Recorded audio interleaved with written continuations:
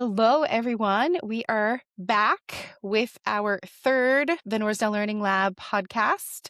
I'm Dr. Christie, I am Dr. Kimmy. and we're just a couple of doctors of education who love to talk about systemic issues in learning and development, among other things. Yes, And they're that not all issues. does sound super dorky, but it is very true. Like I get a lot of enjoyment from these conversations. Yeah, we really do. But I was going to say, it's not all issues. There's some good stuff too, Mhm. of course. Yeah. So, Dr. Kimmy, as always, our hostess with the mostest, I'll let you go ahead and kick it off. Yeah, so today I'm kind of continuing from our last conversation. We're talking about the systematic failures in L&D. So I thought that we could open by doing something called the blame game. So talking about actual kind of examples of what we mean by systems failures.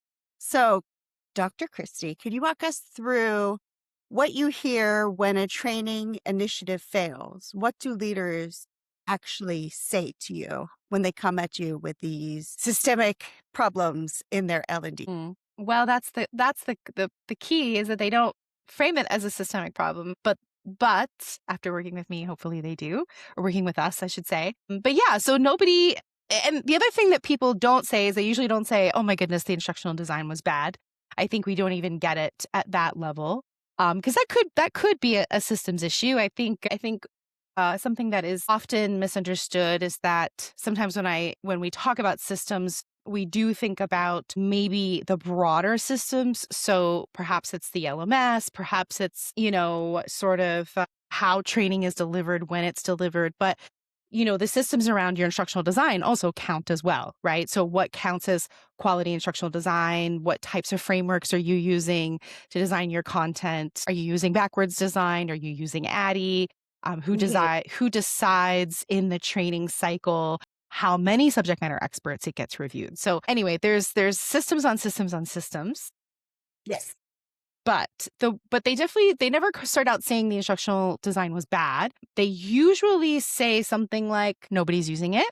It didn't quite move the needle. We didn't see the increase in X or Y that we were hoping to see. And I think that the instinct that is immediate, it's so often the knee-jerk reaction that people give is we've got to rebuild the content, or maybe we need to hire some better instructional designers. Do we need to rethink how our L&D team is structured? Maybe it's a new leader who inherited a legacy L&D team, and they feel that maybe the legacy L&D team doesn't have the skill sets that they're looking for. They don't know how to use the newer learning tools, et cetera, et cetera. There's a lot of discussion around that. But after doing this for a really long time, what I see very often is that the content is almost never the problem. Mhm. It's the training, the system around the training that is, like I just mentioned. I mean, that could be at the micro internal level, so the type of instructional design system that your team is using, but it could also be the wider system around how training is delivered. Do people experience friction when they access your LMS? Is the training that you're delivering out of date? Who is in charge of determining how often content should be updated and what standards we're using to update our content with? What is your curriculum framework, your competency framework? The order that your content is delivered in is also another kind of system. And so that's really what we're talking about when we talk about systems. And I think the confusion is it's pretty understandable. I'm certainly never shocked or surprised when I hear again and again that it's the content that we have to fix. And that's really because it's the most visible, it's the most tangible, and I think it's just frankly the easiest to critique. Right. And when you're playing that blame game, it's easy to point to something that is tangible, that you can see and try to fix. But when you're talking about systems, it's very much like you said, it's intangible and it's not just usually one thing. A system is a system because it's more than one thing. So all kind of like working together or not working. Exactly. Yeah. So, okay. Mhm. So, talking about these systems problems versus a content problem, let's talk about what kind of features are part of this problem. Can you walk me through some of the things that could be part of this bigger systems problem that is maybe a little bit harder to point to because it's a little intangible. Yeah. Yeah, absolutely. So I think, when training fails, typically, people come to me and they think they have a content issue, and then I get in and diagnose. And I find that it's almost always a structural issue. And so I think that's why I sometimes like to say systems and structures to kind of help people see, like you mentioned, that it's multiple systems working together, and that each of those systems has a structure. And if one piece of that structure fails, there are downstream effects that can happen across the board that often Mhm. are kind of like silent killers of your training. As I like. So one of those could be timing. Mhm. It could just simply be that people don't have time to complete it during work. I've often run into situations where a training, because often different departments work in silos. And so, accounting put out a big training the same week that IT put out a big training. And, people couldn't just be away from their desks for that long, and they had to just kind of pick the one that worked best with their schedule. And there just wasn't any communication or collaboration between those two departments. And that kind of makes me want to go off on a little bit of a tangent, but I won't. But I will just touch on it briefly about, because this just came up on a podcast where I was a guest earlier this week, which is that, often you have the different departments in, medium to enterprise organizations that operate as siloed entities. But I have seen very, very well organized, well designed, and high functioning L&D departments that can act as the central nucleus for the entire company, with branches out into each department, which means that everybody's on the same page all the time because they're all communicating in tandem. And so it can prevent something like this from happening, right? So if your L&D department is in fact in charge of disseminating and distributing training, then they would know. They would know that IT actually has a big training this week. And we also see that sales is on a retreat the following week. So, this is not the best time for you to put out your training. It's probably not going to, it's not going to quite land the way that we're hoping. And it's going to be a big investment to watch, to develop a training that nobody has time to watch. But I sidebarred. So the first one is timing. Timing is a big thing that I think gets overlooked. I think another thing is also Mhm. relevance. I think, sometimes the training doesn't actually address what they do every day, so it doesn't stick. A lot of people like to debate about the difference between pedagogy and andragogy. People kind of go crazy about, I'm an expert in adult learning principles. And I don't know, Kimmy, I'd love to know I don't think we've ever discussed this. I mean, from my experience and my beliefs and values, children and adults don't learn differently. It's just that adults usually have higher cognitive load because they have more stuff going on in their lives. And I think that they think they need things to be more immediately relevant to work and to life, et cetera, more so than perhaps children do. And I think adults and children have different needs when it comes to learning. So I kind of disagree with putting a ton of emphasis on andragogy and pedagogy are two very distinct fields. And it's important to, to understand the two. What are your thoughts on that? I think there is some distinction between the two, but the overlap is bigger than the differences, definitely. And I Mm-hmm. think you really hit the nail on the head in terms of relevance. Relevance, I think, goes a long way with your adult learners, much more so than with primary school or is that something we say in the US primary school? Elementary school, Yeah, I think more elementary.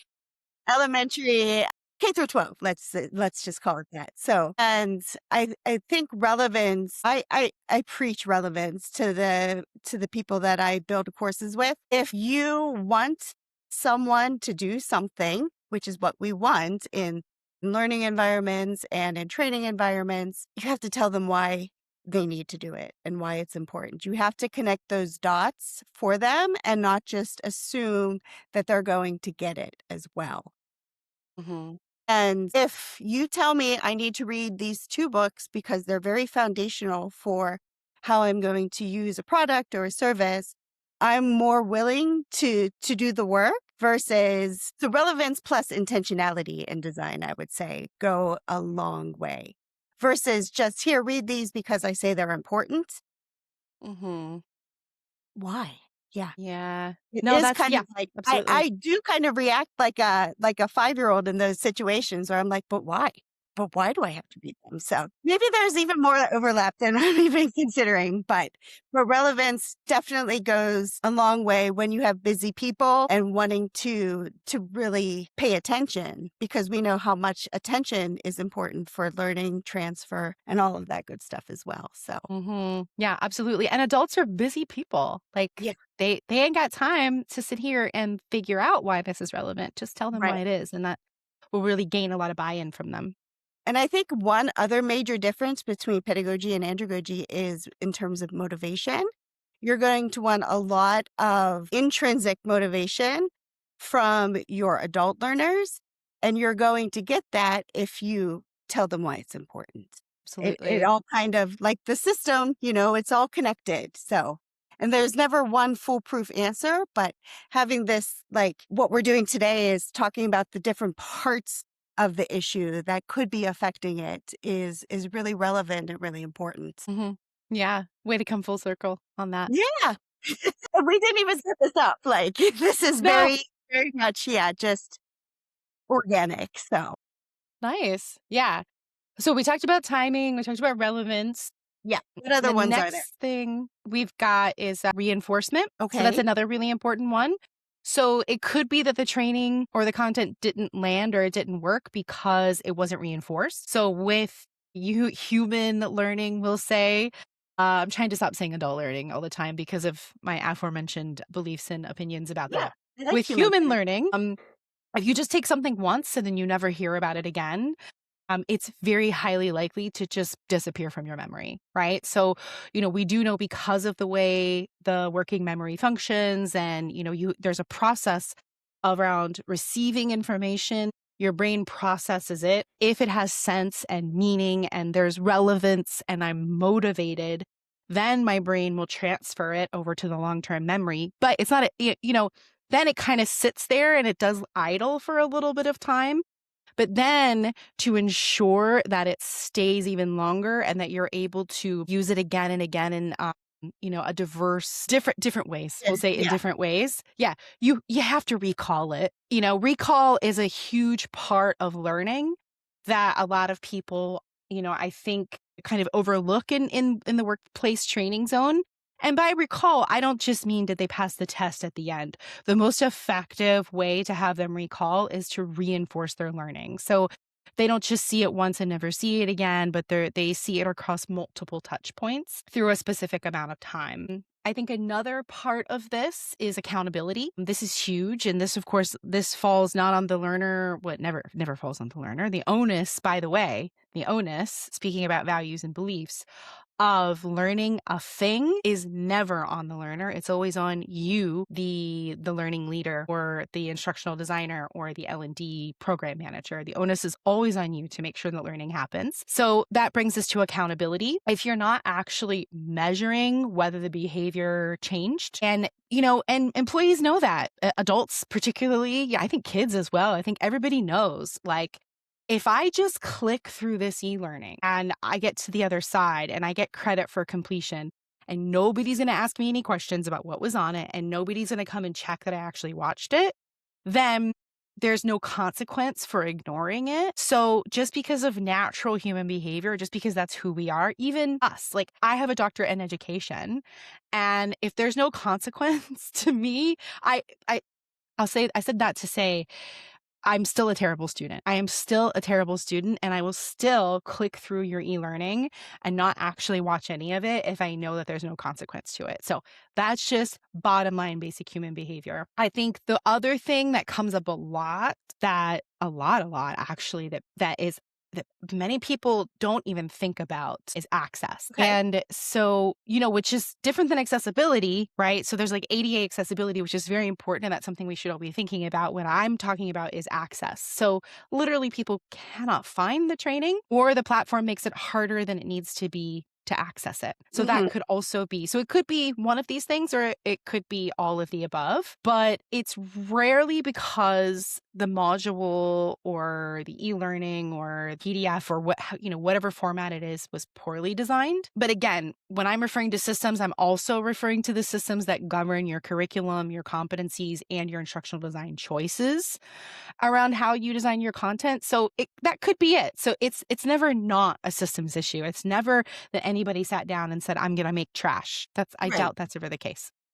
But you can also say as well, though, that all of these not little, all of these structural issues that you just outlined, like access, relevance, and things like that, those could be in a system, if they're enacted in the right way, those could be built into it as well. That would be a Absolutely. good systems design. Yeah. A systems problem is anything outside of the content itself that prevents the content from working effectively. Mhm, This can also include the governance and the frameworks that determine how your content is created and what it teaches. So, mhm.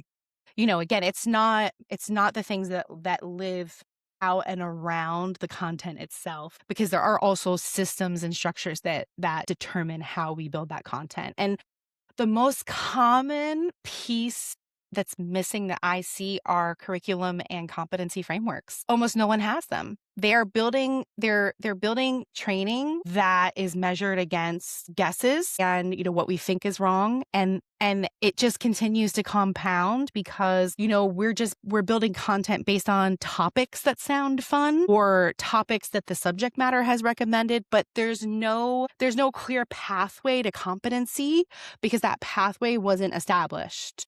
So we don't know what we're aiming towards, really. Mhm. We're just aiming towards hopes and wishes generally. And that's, Right. It's the not difference the best way to do between it. like a house of cards versus a house with a sturdy foundation. So Exactly. once you have some sort of issue that presents itself, I know which one I'm gonna be supporting in Yeah. terms of what's gonna persevere for sure. Yeah. Yeah. I mean, systems and structures are always going to last longer than hopes and wishes. Mhm. And yeah, I think that's probably the simplest way to put it. A really cool clickable scenario. Like that's gonna get you absolutely nothing in return if it's just floating out there hoping someone will find it one day and find it at the end of a very long, let's say it's after like a 45-minute lecture. You know what I mean? Like Mhm. it's gonna be a slog to get through that. Yeah, And I'm absolutely. the biggest nerd. I'm the best student, and that would be hard for me to get through. All right, so we're talking a lot in hypotheticals or more theoretical, I would say. What about, can you give me a tangible example? I think that the work that you did and that I helped you with some for GGOB would be a really good example to show how when you're looking at things from a system standpoint, how it's much better to do the grunt work, I guess we can call it, before we start. Boring work, that's what I call it. I say this stuff is boring. I believe you. I mean, trust me, it's boring, but it's It's that necessary. foundational work, you know? Mhm. People don't wanna put money into the foundation of the house, and guess what? After a big storm, you're not gonna have a house anymore. So, yeah. So our foundational systems diagnoses before we start pitching solutions. So can you walk our audience through that example of how VLF handled that situation? Yeah. So GTOB stands for the Great Game of Business. This is a B2C company. They sell their services, and their services are teaching other companies about a methodology that helps them build engagement and financial ownership across their workforce. So they refer to it as open book management, financial literacy, intended to bring the company together, and everyone owns a line item on the P&L, and it really builds community and motivation and inspiration. When we started working together, they initially reached out and they said, we need a better learning platform with better content inside of it, in a nutshell. Is, Mhm. is how they described it. And I said, okay, well, when I work with clients, the first thing I do is I run a very heavy diagnostic. We do a survey, we do focus groups, we do one-to-one interviews to try to understand things from the stakeholder side, the internal side, but also from the end user side. Mhm. And so at the end of that, we get what I call a learning systems blueprint report. So for this particular client, we were able to grab 181 participants in total. And through the questions that we asked in each, we were able to really unveil kind of what the real systems problems were. So almost no one commented or made suggestions around the content. Like no one said the content is filming, the content is not pretty enough, it's not gamified enough. It was none of these assumptions that we had initially going in. What they were struggling with, the number one thing they were struggling with is that they couldn't find what they needed. So they understood GGOB concepts, but they lacked execution confidence. So kind of diving into the actual data that we pooled, it really emphasized that framework that I was mentioning earlier. So, I think just in terms of access, people, a quarter of the people that responded said that they just couldn't find what they needed. And then, a large majority of people said that they understood the content. So that means the training is serving its purpose in terms of comprehensibility, right? Like I understand the content, but they were saying, but I don't know how to execute it. So the relevance was missing. So I'm not sure how to take this back to my desk and actually, make it relevant to my specific work situation. Mhm. And then, so sustainment was another big issue for them, another barrier. And so they specifically talked about needing internal implementation support of the practices that they teach. It was when you think about the gap between knowing and doing, you have somebody who works internally HR at your company and maybe they're new to this content, but and so they're sort of learning it right along with everyone else. And so we thought really deeply about having them go from being a learner to a trainer. That's very Mhm. different, right? And so we started thinking about what type of train the trainer resources and support can we provide this particular persona, which is in addition to the subject matter content that we were delivering before. That was a main barrier to adoption in the companies after coaching ended was, I understand this content, but that doesn't mean I know how to teach it to others, basically. Right. Yeah. And so, correct me if I'm wrong. I want to just make sure I'm understanding this correctly. So, they came to you, their leadership came to you basically with, we want a new learning management system. Hmm. And what you found was that wasn't necessarily the issue. It was several making the content more available in the Hmm. system, probably. And then helping these trainers to help others access those issues was pretty much the big gap that was missing in this training. And it wasn't Hmm. anything it was system related, but it wasn't content related. Exactly. Yeah. We did end up getting them a new LMS, and that was really because they had scale goals. So they had goals that they wanted to meet in the next 5 years, and the current system that they had wasn't going to get them there. Mhm. They needed something that was more dynamic, that could deliver instructor led training, that could sell courses. So we did end up going with a new system. But yeah, to your point, I mean, we didn't redesign the curriculum at all. There was some new content that we needed to create to bridge that gap to train the trainer, like I mentioned. But for our other personas, so we did end up coming up with five actual personas. And so that was another big part that we found out through the discovery is that what learners had currently was a flat content library. So it was sort of a one size fits all. I get in there and I just see 300 assets. They weren't connected back to a competency framework and they weren't delivered in any specific order. And they weren't necessarily tied to any specific role. And we found out, like I mentioned, that there are actually 5 distinct individuals who were using their content. And those people needed the content at different times in their learning journey and for different reasons. And Mhm. so it was really about taking the existing content that they have and organizing it for each persona. So each persona had their own pathway that they could take. And so the same content is recycled across the different personas. So we're not making new content for each persona. It's just that we're delivering it in a specific order that aligns to their needs, and then also bookending it with appropriate learner experience design scaffolding for that persona. Right. So how persona A was using it was different than persona B, but we didn't change the core content. We just changed how it was delivered and how it was supported, if that makes sense. And I would definitely add one more thing to that. By doing that, you made it more relevant as well to the specific personas. Yeah, absolutely. Yeah. And the competency framework was the biggest thing for them. And I think from a systems perspective, a competency framework becomes your system for determining what content is created and what purpose it serves and for what part of the learning journey. And so that's a really big part. That's another system that I think, I spoke with someone last week who's like, I'm overwhelmed. She's a founder. She can't afford to bring in a big consultant right now, but she was just kind of like, but she does have a teaching background. If I were to start anywhere today, just one place, where would I start? I said, just start with a competency framework. You Hmm. need that. You have to anchor. If you're selling training as a product, you need to start with a competency framework. You need to have a roadmap Yeah. for how you design and deliver content, who it serves, and on what part of the learning journey you're supposed to engage with it. And that's pure learning science as well, or design science, we could say, in terms of backwards design. Like you need that roadmap to know where you're going to go. Yeah. Otherwise, you're just, I think last time we said throwing spaghetti on the wall, hoping something sticks. But I guess relevant is the word of the day.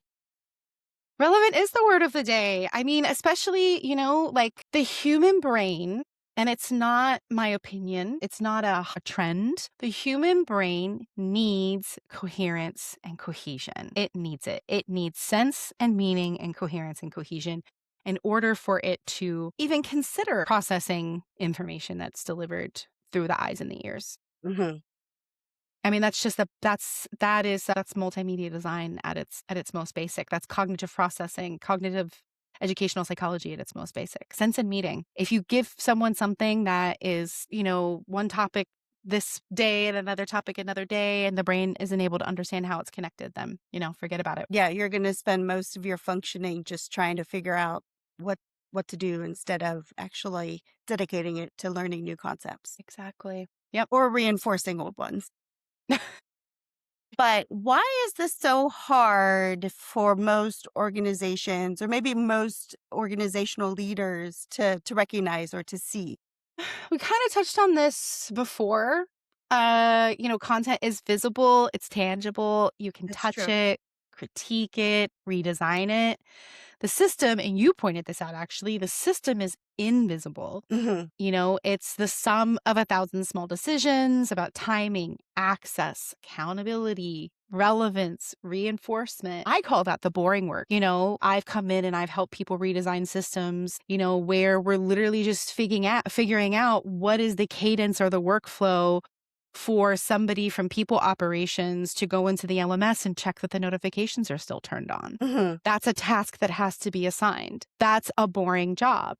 It's not something you think about when you're setting up an LMS and you're rolling out governance for it, but not checking those notifications can cost you. You can have users fall out of compliance, for example, and so, yeah, but it's the invisible things that most people don't think about. I think most organizations staff their learning function for execution. They want people who can build content. They don't staff for diagnosis. They don't staff for people who can map systems, Hmm. unfortunately. So when something breaks, the first instinct is to always fix what you can see, which is the content, rather than the system, which is what you can't. And personally, and professionally, I think most organizations see a training problem and ask, what's wrong with our content? Yeah. But I think the real question should be, what's wrong with how learning moves through the organization? Can you say a little bit more about that? Yeah.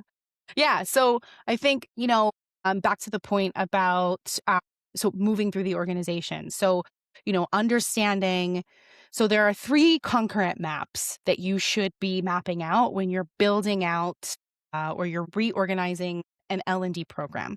Hmm. So, or not even at the program level. Let's just talk about at the training delivery level. So you have an 8-week workshop, and it's ILT, happens once a week, and then there's some pre-work that has to go out, there's some post-work that goes out, and then there is a midterm. So after the 4 weeks, you get an assessment, and then you get another assessment at the end of the 8 weeks.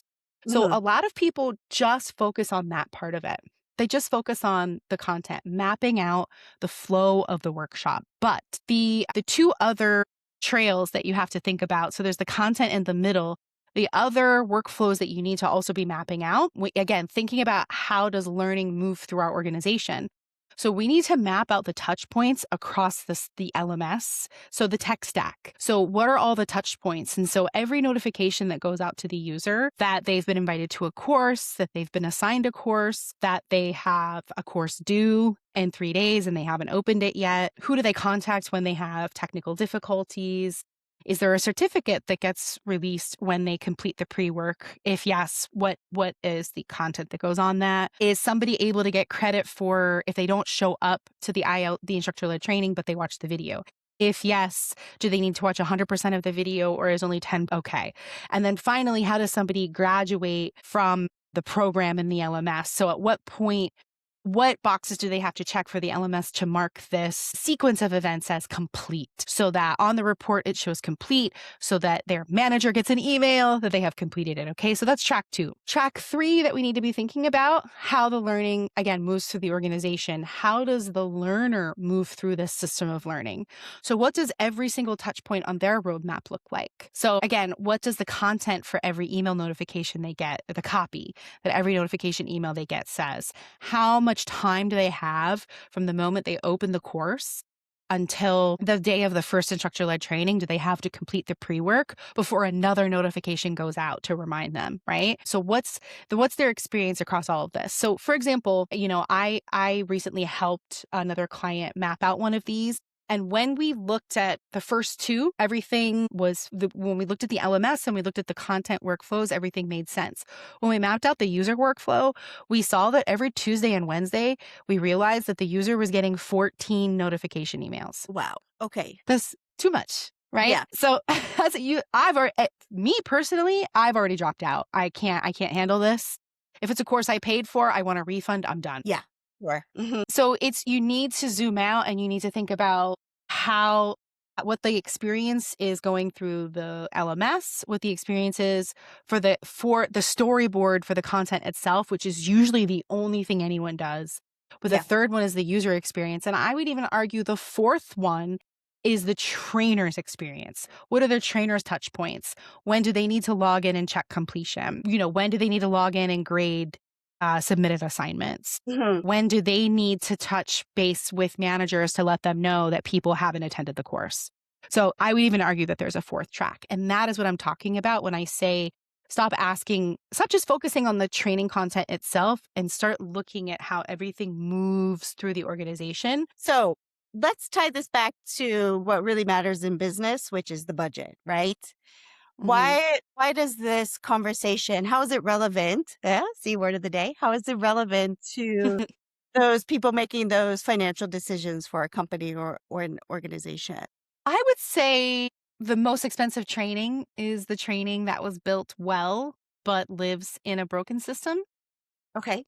And what I mean by that is if you're investing in content without understanding the system it lives in, you're making very expensive bets on the wrong thing. Take that example I just gave you, where if you have someone who's only focusing on the storyboard or the map of the content, what days is the content delivered and what does the content look like on each day? But you're not thinking about the user experience, right? So in our last 5 minutes or so, can you give us a question that leaders can ask themselves right now? Okay. I think if you wanted something to take away that you could ask yourself right now, it would be, is the problem with what we're teaching, or is it with how learning moves through our organization? If you cannot answer that with data, so by the way, we've got to stop guessing. We've got to start collecting data. If you can't answer that with data first. And talk to the people who are using the system and figuring out what's what. Yeah, absolutely. Because more often than not, we can guess what we think the problem is. But I can tell you every single time I compare what my clients' guesses were, why they think people weren't taking their training, why they weren't logging into their system versus what people actually were reported, were on two opposite ends of the spectrum. So just take some time, pause, send out a quick survey and just ask what the problem is. Yeah. Talk to people. Okay, Kimmy. Well, thank you so much. This was great, as always. And time really does fly in these conversations. It sure does.